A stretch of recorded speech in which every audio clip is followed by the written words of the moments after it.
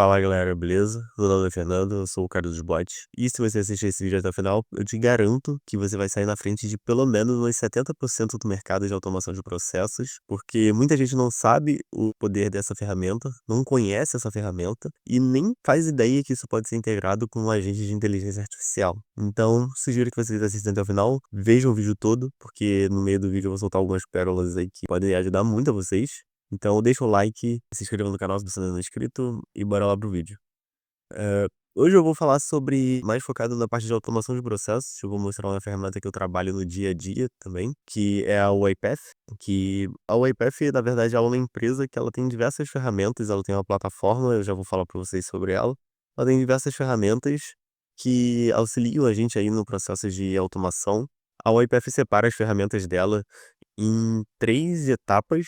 Tem a parte de descoberta, de automação e de operação de processos. E hoje eu vou focar aqui na parte de automação, eu vou focar na parte do low code, que a gente vai usar o iPath Studio. Vou trazer aqui para você rapidinho um overview aqui sobre o orquestrador também, que é a parte lá de gerenciar automações. Esse aqui é o orquestrador, a gente pode criar aqui, por exemplo, alguns templates de automações, mas ela tem muita coisa, cara. O iPath é uma ferramenta, uma plataforma muito completa. E eu não vou conseguir trazer tudo em um vídeo só, mas eu vou dar um overview aqui rapidinho sobre o orquestrador, aqui na Automation Cloud. Eh, o orquestrador, basicamente, a gente tem ele aqui para criar, para a gente gerenciar as automações. Então, eu desenvolvo uma automação no iPath Studio, que eu já vou mostrar para vocês como funciona. E aqui eu consigo, gerenciar as automações. Quando a gente subir a automação para o orquestrador, ela vai aparecer aqui, e as execuções, elas aparecem aqui também nessa parte de jobs. No tenant, o iPath ela separa o orquestrador por tenants. Então, por exemplo, eu posso ter um tenant de produção, um tenant de homologação, um tenant de desenvolvimento. Então eu consigo separar essa, ou também eu posso ter um tenant de empresas diferentes, se eu prestar serviço. Então eu consigo separar diversos tenants. Eu já vou falar também um pouquinho sobre licenciamento, que é uma parte considerável se falar. Mas aqui tem os robôs, eu vou falar também sobre os tipos de robôs. Temos as máquinas, que elas podem ser executadas.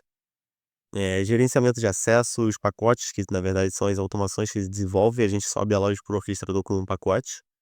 Então tem como eu desenvolver aplicativo aqui também, né, deixa eu voltar aqui antes que o novo ficou uma porcaria, mas desculpa o iPath. Mas o apps aqui eu consigo desenvolver aplicativos low code nele. Não sei se tem algum exemplo aqui, eu não lembro. Mas eu não gosto muito dele, porque cada ação que eu vou fazer no aplicativo, por exemplo, eu quero rodar uma automação por trás, eu consumo um robô, e os robôs da UiPath a gente não pode usar o mesmo robô para em paralelo, para executar 2 ações ao mesmo tempo.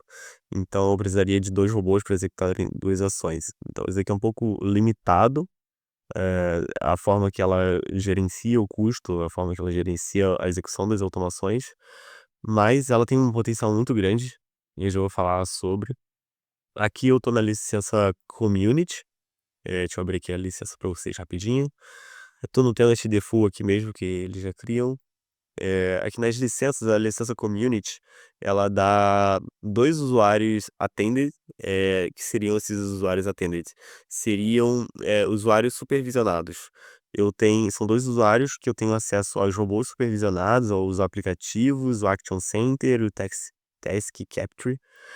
O Action Center também é uma coisa muito legal, eu já vou mostrar para vocês também. E eu tenho 2 licenças de Automation Developer, que dá ali, ó, acesso ao Studio X, o robô atendido, os aplicativos, Action Center, Task Manager, Task Capture e Process Mining Developer. Então é tudo ferramenta do iPath tem. Eu não vou trazer todas, porque é muita coisa falar tudo sobre isso, então não vai dar tempo, senão o vídeo ficaria muito longo. E os robôs aqui, eu tenho um robô de produção não atendido, e o robô aqui eu também tenho um robô atendido na licença attended. Tenho 2 robôs atendidos aqui. Então, o que que seria isso? o robô de não atendido, ele é basicamente um robô que executa ali no servidor em background. E esse robô de produção, ele fica ali no servidor, ou sei lá, numa máquina ali, que você deixa ele ali quietinho, e pelo orquestrador você consegue gerenciar aquele robô. Você consegue startar aquele robô ali, sei lá, tá a máquina ali em standby, e tem um trigger que aciona aquele robô, o robô vai lá e executa a ação que você quiser, ou pode startar aquele robô pela API, que é o nosso caso aqui muito interessante com a integração pelo N2N. Então eu posso chamar no agente de IA, fazer com que ele execute alguma ação em uma máquina ali distinta ali, tá quieta lá no canto dela, e o robô, tipo, é perfeito para integrações com aplicativos ou sistemas que não têm APIs nativas. Então, por exemplo, você tem um cliente aí que ele tem um sistema, sei lá, um sistema antigo que não tem API, e você precisa inserir os dados em alguma, sei lá, nesse sistema, inserir os dados do cliente nesse sistema. Você não sabe como fazer isso. O iPath é a ferramenta perfeita para você fazer isso. É muito fácil automatizar no iPath. Tem como você fazer isso com Python também, mas o Python você precisa aprender a programar. É, no iPath eu acho que é uma excelente porta de entrada, mas não, tipo, não negligencie o Python. Vai depois buscar pelo Python, buscar pela programação de fato. Mas aí que o iPath a gente consegue fazer isso de forma low code, então muito rápido. A gente consegue fazer muito rápido. E é isso. Aqui tem a licença robô, que eu falei agora há pouco, que ele fica quietinho lá na máquina, você chama ele executa. Ele pode ficar no notebook, sei lá, alguma coisa no servidor, alguma coisa assim. Um robô de teste, eu não vou abordar testes aqui também, que é uma coisa mais complexa. Tem o Data Service, que tem como você hospedar eh, alguns dados aqui no Data Service. Ele tá aqui, depois eu posso mostrar também. Computer Vision é para você usar computação visual nas automações, por exemplo. Tem alguns sisteminhas que a gente não consegue fazer com que a automação reconheça aquele elemento. Eu posso colocar para usar o Computer Vision para ele identificar aquele elemento que aquele elemento tá ali na tela. Então é muito bom quando isso acontece. Em fins consumíveis, aqui são os Robot Units. Também tem como você executar automações sem servidor, você não precisa de nenhuma máquina. O iPath ele dá aqui 300 Robot Units, eu posso falar sobre isso também. E esse aqui, Integration Service API Calls, aqui ele tem uma parte de integrações que eu posso buscar aqui, Integration Service. Ele tem essa parte de integrações que é muito completa. A gente consegue fazer integrações com várias ferramentas, várias plataformas. Tem diversos conectores aqui. Tem as conexões, tem os triggers para você configurar, sei lá. Assim que acontecer alguma coisa na sua aplicação, a automação executa. É, Deixa eu ver o que mais eu posso falar. Aqui também tem a UiPath Academy, cara, que ela é muito boa, não só para você aprender sobre os produtos da UiPath, mas para você ter uma fundação ali sobre automação de processos, em geral, o RPA. Ele tá pedindo para atualizar meus dados, mas não sei por quê. Eu consigo ver os cursos? Não. Não vou fazer isso agora.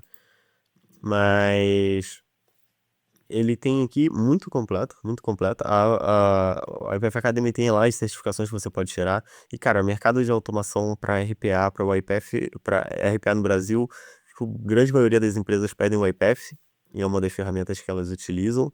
Utilizam também muito o Power Automate, porque é muito da parte do licenciamento, porque o Power Automate já vem no licenciamento do Office 365, muitas empresas têm o Office 365, então já tem ali o Power Automate, então eles não tem gasto nenhum a mais. O iPath é uma ferramenta carinha. Nessa licença que eu estou usando é Community. Então, na teoria, você não pode usar ela para ganhos financeiros. Você só pode usar ela para estudo e desenvolvimento. Mas ali é o licenciamento que ela dá para muita coisa já. Eu vou fazer a instalação com vocês do iPath Studio, que é onde a gente desenvolve as automações.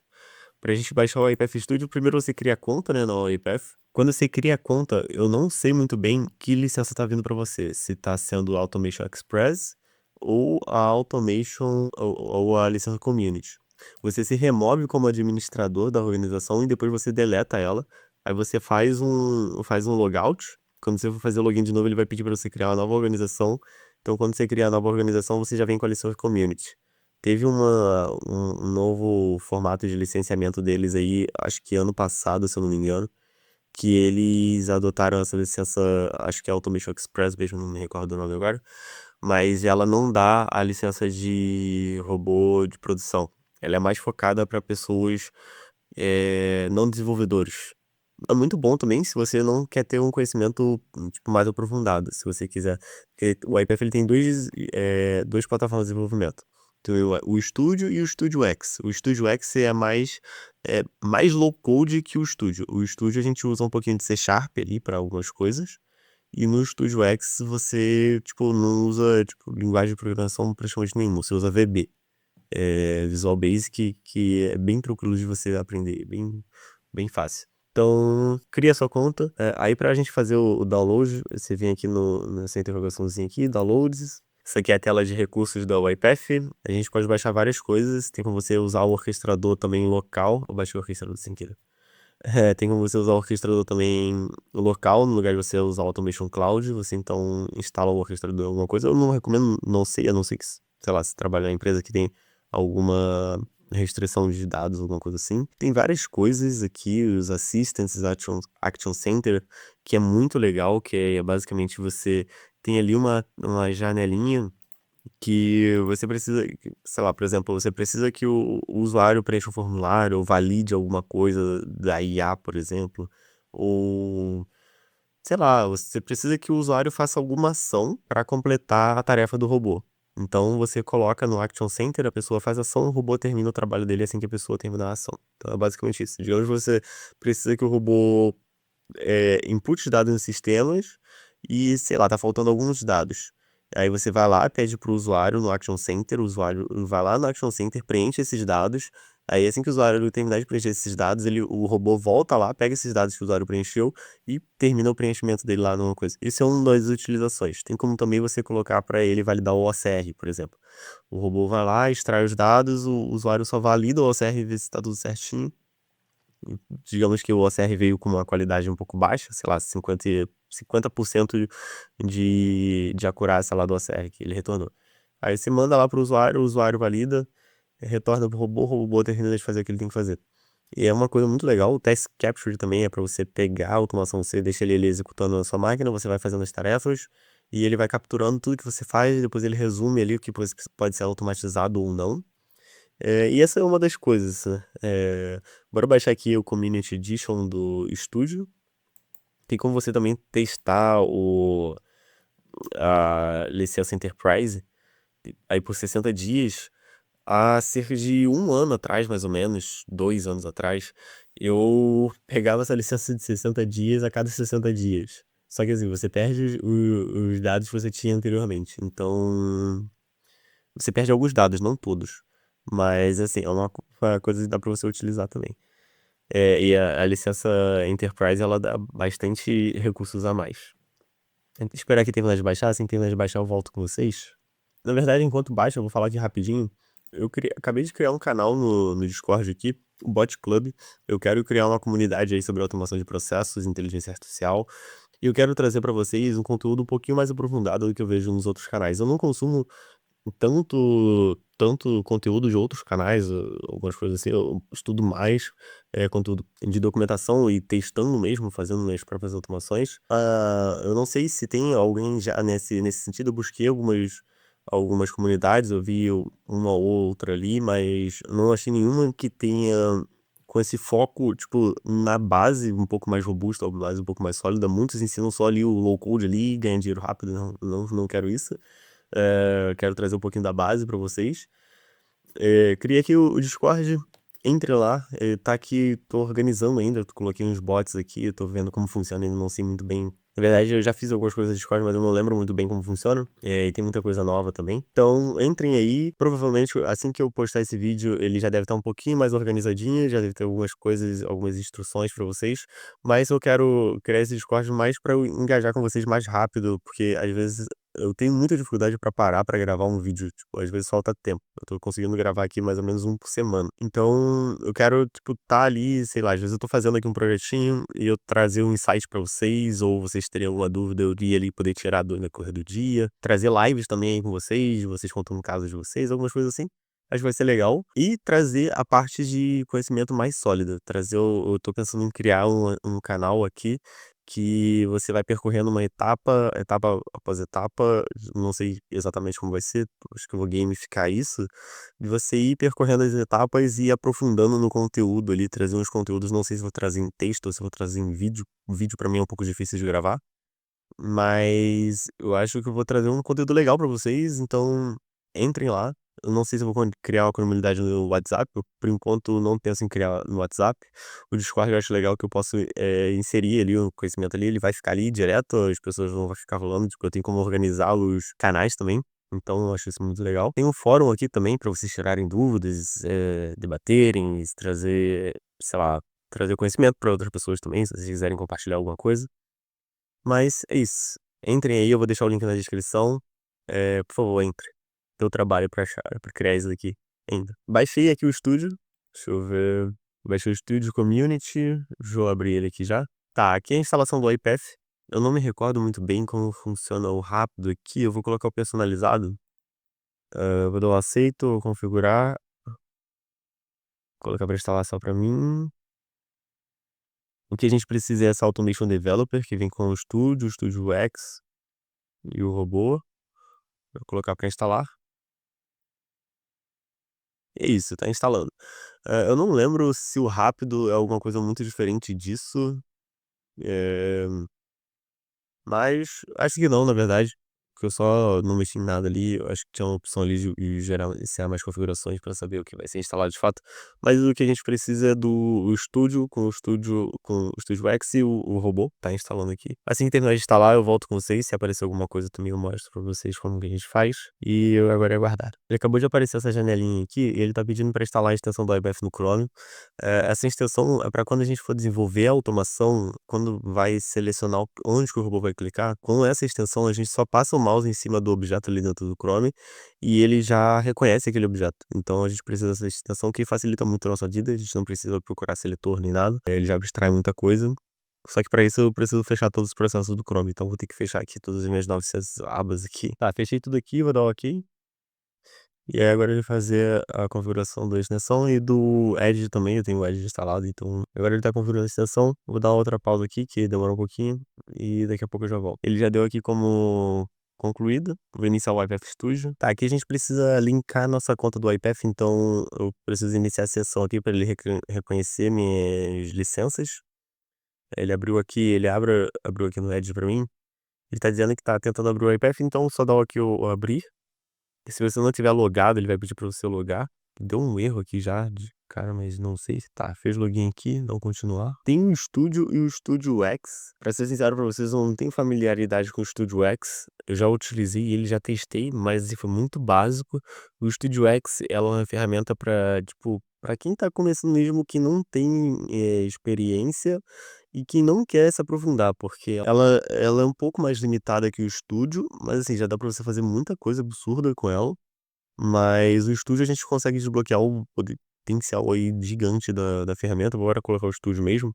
Mas se você quiser conhecer o Studio X, quiser saber como é que é, comece pelo Studio X. Eu recomendo que você vá pro Studio, porque, sim, dá pra fazer muita coisa absurda. O iPath, ele tem um framework que é esse Robotic Enterprise Framework aqui, que é o RE Framework, que basicamente ele é uma estrutura de automação para a gente trabalhar com, tipo, ter uma automação mais consistente. Então ela já tem, tipo, ali todo o fluxo de tratamento de erro, já tem, tipo, as etapas do fluxo ali, tipo, pré-definidas. É muito legal você já conhecer isso logo de cara, mas bora vir aqui no processo para você saber como funciona, pelo menos. Aí aqui na linguagem, eu vou alterar para C Sharp. Eu prefiro C Sharp. Você pode colocar VB se você quiser. VB, C Sharp é quase a mesma coisa, mas C Sharp tem algumas coisas um pouquinho. Quer dizer, é quase nada de diferença, mas C Sharp você tem um poder a mais ali, mas é pouquíssima coisa. Muita gente, tipo, acho que, sei lá, a maioria usa VB, mas eu prefiro usar C Sharp. Tá aqui criando o projeto. Essa é a cara do estúdio. A gente vai desenvolver as automações aqui. Deixa eu já abrir o Chrome aqui. E vou abrir esse site aqui, que é o RPA Challenge, que ele é muito bom principalmente para quem nunca teve contato com a área de RPA ou automação, alguma coisa assim, automações em tela, porque ele é basicamente uns testezinhos que você pode fazer de preenchimento de formulário. eh, Tem aqui uma outra automação, essa daqui eu não lembro. Tá, essa daqui é para usar o robô supervisionado, que ela faz em paralelo. Acho que era para carregar um mapa aqui, alguma coisa assim, mas não carregou. Esse desafio aqui do Move Search, ele é muito legal, principalmente para integrar com o agente de IA, que é basicamente você colocar um filme. A gente seleciona ali 3 filmes, cria uma lista com 3 filmes, e ele vai preencher uma tabelinha ali com os filmes, e ele tem a opção de colocar para você a classificação. Ele traz umas avaliações dos filmes, e você tem que ordenar, responder para o site um CSV, uma planilha, com os filmes ordenados ali, ranqueados pela classificação dele, que os usuários deram. Então é muito legal que você pode integrar aí IA para fazer essa validação dos usuários. Mas bora ficar aqui no Input Forms por enquanto mesmo, que é só para mostrar para vocês como funciona o iPad. Tá, essa é a interface do estúdio.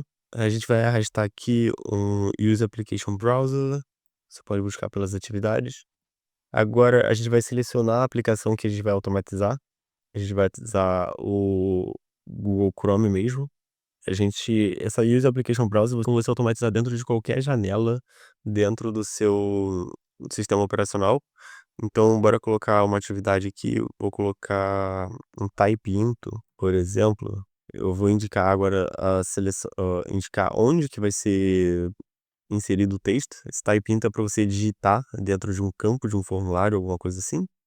Eh, Aqui eu seleciono o campo que eu vou preencher, eu seleciono o elemento que ele vai receber esse texto. Se fosse a atividade de clique, por exemplo, eu iria estar selecionando o elemento que o robô vai fazer o clique. Então, eu vou colocar aqui dentro desse Rolling a Company. Ele deu uma bugada aqui, porque eu acho que foi porque ele desceu essa informaçãozinha aqui que o iPad começou a depurar. Deixa eu eliminar o destino aqui e colocar ele de novo. Que eu acho que agora ele vai carregar direitinho. Tá, carregou direitinho. E o iPad foi muito legal por isso. Ele já traz o seletor muito fácil pra gente. Traz o seletor muito fácil. Então, por exemplo, ele trouxe o seletor e ele tem um outro sistema aqui que é a âncora. Ele consegue relacionar esse seletor, o destino, com a âncora. Tem vários tipos de seletores dentro do iPad. Tem o seletor exato, que ele basicamente está pegando exatamente o elemento que está ali no HTML da página. Então, a gente aqui, esse elemento aqui tá com a ID, esse ID aqui, e com a tag de input. E o seletor difuso pega esse seletor, esse mesmo seletor aqui, ele aplica a lógica difusa, né, nele, que, tipo, a lógica difusa nada mais é do que, tipo, ter um grau ali de maleabilidade do que o seletor exato, por exemplo.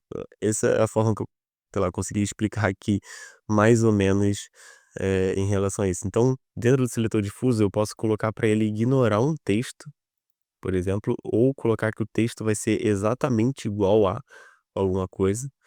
Então, bora deixar aqui padrão mesmo. E a exatidão do seletor difuso, eu coloco ali a certeza, uma margem ali, tipo assim, ó. Você busca por esse seletor aqui e ele pode mudar até 50% do que tá agora, por exemplo. Ele vai buscar por esse elemento aqui sempre, mas se ele achar um elemento que tem esse name aqui, sei lá, alguma coisa assim, ele vai encontrar também da mesma forma, ele vai fazer ali um cálculo para saber se, aplicando lógica difusa, para saber se aquele seletor ali tá elegível para clicar ou não, para interagir ou não. Tem Computer Vision, que é aquela questão lá do licenciamento do Computer Vision que eu passei lá atrás. Ele consegue identificar se o campo é esse mesmo. Deixa eu colocar aqui o Computer Vision. Nesse caso aqui, o Computer Vision, tá vendo esse olhinho que eu cliquei aqui? O Computer Vision, ele encontrou alguns elementos meio que parecidos com ele, então o Computer Vision nesse caso aqui não funcionaria legal. Tem como colocar também pela imagem. Ele vai buscar exatamente na página que está carregada ali, ele vai buscar exatamente a imagem que está aqui agora, por exemplo, essa daqui. Também tem como você colocar ali uma margem ali de exatidão, a imagem vai estar sempre desse jeito, ou você pode colocar, diminuir aí a porcentagem de que você queira. Então, por exemplo, eu coloquei aqui, a imagem ele reconheceu todos esses elementos, então ela tá no tipo, tem uma margem de erro aí maior um pouco, tem como você remover isso com a âncora, né, mas vou remover aqui a imagem, eu vou deixar o seletor exato ele vai encontrar só esse daqui, e o seletor difuso, ele encontrou outros campos, porque se eu colocar aqui ó, a exatidão mais alta, por exemplo, deixa eu colocar aqui 0.9, seletor de 0.9 ele encontrou só esse campo, por exemplo. Então, já é uma das coisas. Mas, se eu utilizar, por exemplo, a imagem, eu mover esses outros aqui, isso aqui eu tô selecionando que tipo de seletor que ele vai usar, qual o tipo de destino ali que ele vai usar. Aqui eu tô colocando uma âncora. Então bora tentar colocar aqui uma âncora para imagem também, vou colocar o seletor e a âncora também em imagem, e aí que eu clico em validar, ele deu, a pontuação com 100%. Por quê? Ele buscou a imagem, essa imagem de uma linhazinha, só um traço de input, né, com uma âncora de Rolling Company, que é também essa imagem aqui de baixo, que ele colocou. Se eu diminuir essa exatidão aqui para 0.4, deixa eu ver se ele vai trazer alguma coisa. Vou colocar para validar de novo. Ó, ele não trouxe, não deu, deixa eu ver. Tá, ele achou vários tipos de imagem, então já sinalizou aqui vermelhinho para mim. Então, tipo, ele desenvolveu muitos coisas. Então, o de imagem, ele precisa trazer um só, porque não tem como uma atividade só ele inserir em vários elementos, né. Então isso aí vai confundir o robô, vai dar erro na execução, então por isso que eu preciso selecionar uma imagem só. Eu linkando a imagem do rótulo com a imagem do campo, eu consigo fazer isso, por mais que a imagem do campo ela se repita em vários outros formatos. Então isso é uma coisa muito legal do iPath, isso daqui é muito legal, ela dá uma precisão absurda na sua automação. A imagem nem sempre a gente utiliza, raramente na verdade, mas a gente usa mais esse seletor exato e o seletor difuso. O computer vision e a imagem a gente usa em casos específicos que eles não é possível reconhecer, os campos. No browser, geralmente a gente executa direto. Tem alguns casos que eles executam um Canva ali no site, que, a gente não consegue interagir ali com os elementos HTML da página, então a gente usaria, nesse caso aqui, a imagem ou o computer vision. Mas, no geral, seletor de exato, seletor difuso, eu vou deixar isso aqui mesmo, que deixa eu colocar aqui pra validar, ele não esse site aqui é bem tranquilo de automatizar. Colocar aqui para testar, e aqui embaixo a gente coloca para inserir o texto, sei lá, vou colocar aqui texto, colocar aqui texto, eu posso testar a atividade, vou colocar aqui depurar, atividade de teste, e aí ele vai executar, eu vou só colocar aqui para continuar. Então ele tem que escrever texto ali dentro do campo que eu selecionei. Ele compila as atividades, o IPF ele demora um pouquinho para a primeira compilação, principalmente, mas depois é mais tranquilo.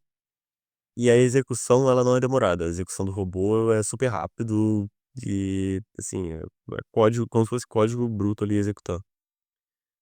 Agora ele vai, e aqui eu não coloquei, não preenchi depois, mas depois eu mostro pra vocês algumas coisas também. Tá, ele já executou, ele não colocou em primeira tela, eu também tenho a opção aqui, eu tenho essas configurações aqui da atividade, eu clico na atividade, clico na chavezinha aqui de configurações, de propriedades, então eu tenho a opção de colocar ele para abrir. Tipo, se o navegador não tá aberto, eu coloco para ele sempre abrir, por exemplo. Se ele não tá aberto, eu peço para ele abrir, ou eu coloco para ele nunca abrir. Então, se o navegador estiver fechado, a automação ela vai acusar erro, que você selecionou aqui para ele nunca abrir. Também tem como eu colocar fechar, se por exemplo ele sair desse bloco esse Chrome RPA Challenge, ele vai fechar o Edge, o navegador vai fechar o Chrome, mas ele vai executar tudo que tá dentro dele, e quando terminar ele vai fechar. Bora deixar isso aqui padrão mesmo. Janela única, modo de entrada. Tem alguns modos de entrada, eu não vou entrar em detalhes aqui, porque é uma coisa mais técnica. Redimensionar a janela. É quando ele vai, quando ele executa na automação, ele vai redimensionar ali a janela, você pode colocar, geralmente é uma boa prática você colocar para maximizar. Também é legal você colocar para ele abrir em guia anônima. O Edge ele tem aqui a opção também de abrir em guia anônima. Pra quando sempre quando ele vai abrir o navegador, ele abrir em guia anônima, que aí não tem problema de cache, ou cookie, alguma coisa assim. Na verdade, eu vou falar aqui rapidinho só sobre os modos de entrada, que é interessante, eu parei pra pensar. É legal falar sobre isso. Tem alguns tipos de modos de entrada. Os eventos hardware é como se eles simulasse o comportamento humano ali, tipo, tem até aqui falando, como se ele simulasse o comportamento humano, eh, dentro da aplicação.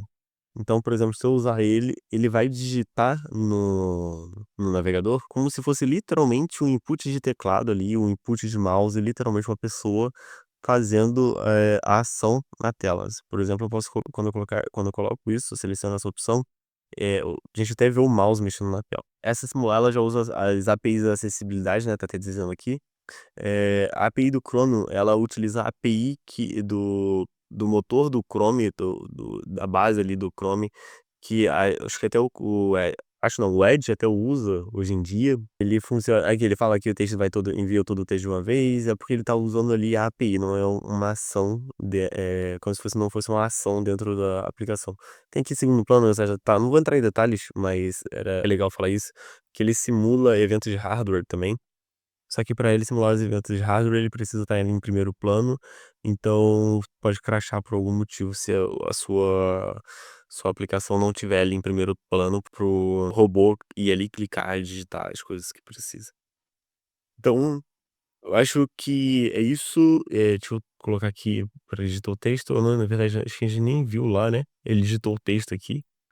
Bora colocar aqui para ele fazer um submit também, vou colocar no botão.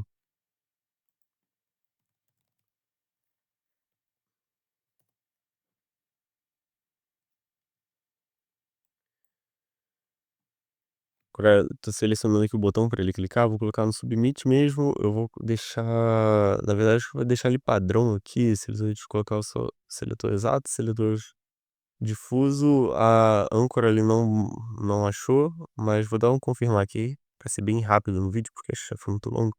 Agora bora colocar aqui para ele executar, deixa eu apagar o texto que tá lá, colocar aqui para executar.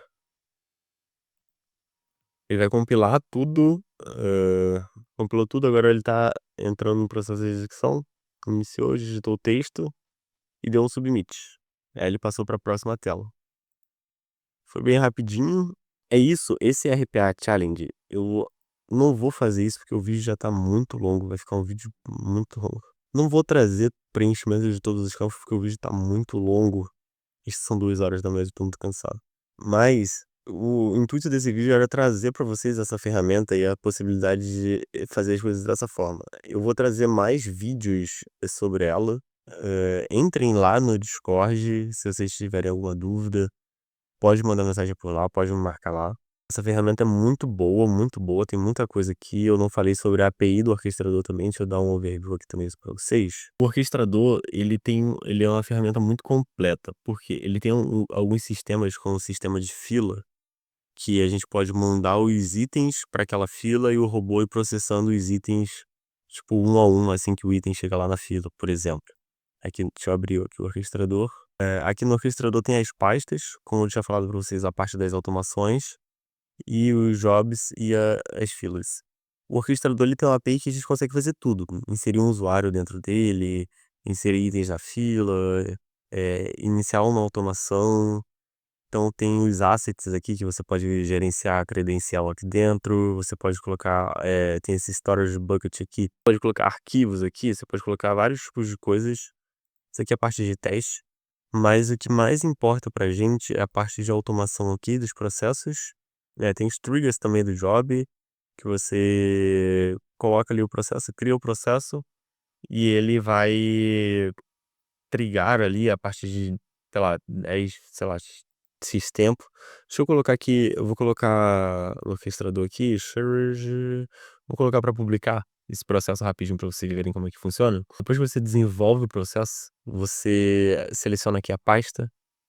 Eu vou colocar nessa pasta compartilhada aqui e vou colocar para publicar. O que ele tá fazendo? Tá fazendo validação do projeto, ele tá lançando o pacote e tem aqui a versão, questões de versionamento.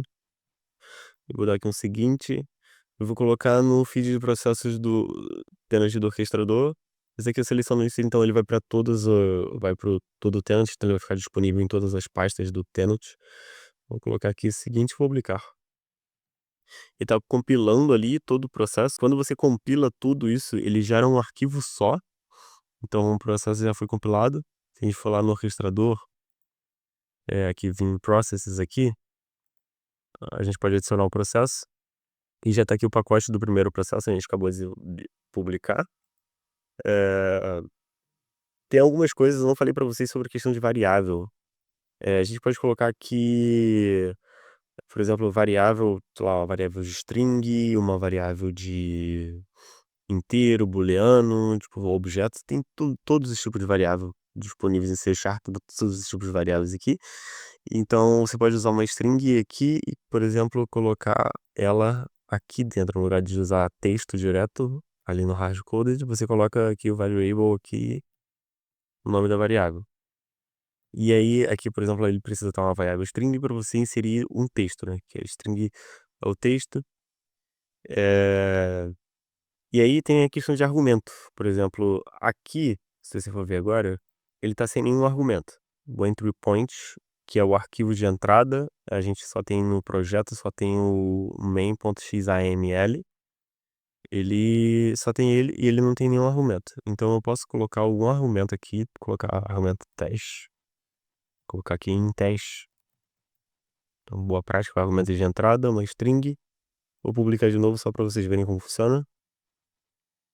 Publiquei. Publicando a versão 1.0.2. Tá, vou fechar aqui porque ele não carregou. Adicionar de novo. Aqui o pacote. Aí já subiu o pacote, a versão 1.0.2. E aqui tem um argumento, né? O argumento de entrada. Então eu posso colocar aqui algum, sei lá, qualquer texto aqui, salvar.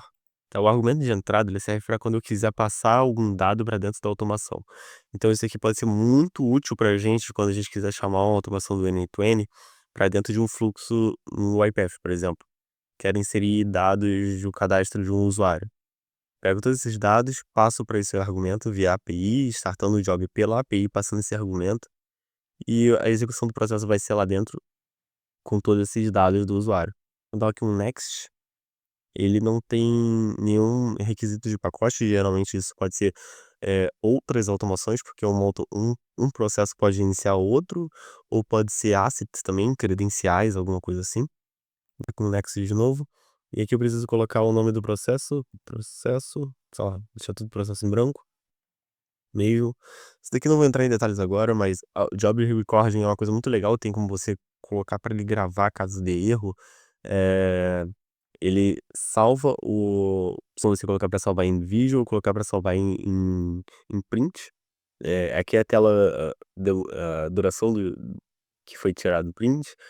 E aqui para gravar o vídeo, para você guardar só os que falharam, ou gravar todos. Vou tirar o recording aqui, dar um create. Agora eu posso dar um start now ou adicionar um trigger. Posso adicionar um trigger de time, de query ou de API. Bora colocar aqui de API, por exemplo. Aqui um teste. Então aqui o trigger de API ele vai servir assim que eu chamar esse slug aqui que ele tá passando. Ele vai fazer, aqui no slug eu posso colocar qualquer coisa, então, tipo, ó, tá vendo? Ele vai lá pro final da URL, coloca um barra, alguma coisa, ele vai. O verbo eu posso colocar um get, um delete, post, um put. Nos vídeos passados acho que eu falei sobre isso, o que é cada um deles. Se eu não falei, dá uma pesquisada aí, tá muito longo esse vídeo já. E eu posso colocar o tipo de execução, posso colocar um testing, um production, para executar na cloud, tem como você colocar um robô direto na cloud, você não precisa configurar seu ambiente. Dá para trazer sobre isso nos próximos vídeos. Vou dar um add aqui, mas eu não salvei nenhuma máquina. Runtime aqui, ele tá, não atribuí nenhum runtime para ele ainda. Então, basicamente, eu não vou poder executar o job para vocês verem, mas ele executou aqui. Eu vou deixar esse vídeo por aqui. Espero que vocês tenham entendido um pouco o conceito desse vídeo, como funciona, qual é o intuito. O iPath, apesar do preço dele, ele é muito, muito, muito mais completo que muitas outras ferramentas, ao mesmo tempo que ele é muito mais completo que outras ferramentas mais baratas, ele é muito mais barato que outras ferramentas que trazem a mesma quantidade de possibilidades que ele. Ele é muito bom, principalmente se você quer desenvolver automações rápidas ali. Tem um processo muito fácil, muito rápido de desenvolvimento. Acho que já falei demais. Nesse vídeo eu tentei falar rápido, porque eu sabia que era muita coisa, não consegui trazer tudo. Tô até tossindo um pouco aqui, vou cortar essas tosse. Mas é isso, espero que eu tenha entendido, espero que gostem. Eu vou trazer mais coisas, eu quero trazer a ideia era trazer um agente, integrando direto o iTef nele, para ele fazer o preenchimento daquele formulário, mas vai ficar para o próximo vídeo. Espero que tenham gostado, se inscrevam, deixa o like. Entra lá no servidor do Discord, por favor, dê o trabalho. Interajam lá também, vai ser muito legal interagir com vocês. E é isso. Muito obrigado por tudo e valeu.